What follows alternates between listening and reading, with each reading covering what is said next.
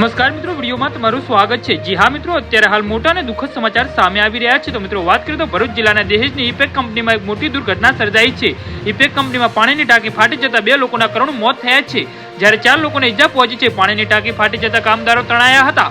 જી હા મિત્રો, અત્યારે હાલ મોટા અને મહત્વના સમાચાર સામે આવી રહ્યા છે।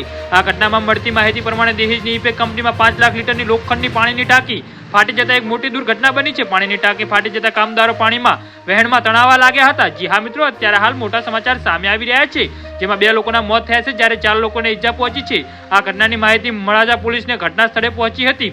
પોલીસને ઘટનામાં 2 મૃતદેહને પોસ્ટમોર્ટમ અર્થે ભરૂચ સિવિલ હોસ્પિટલ ખાતે ખસેડી વધુ તપાસ હાથ ધરી છે।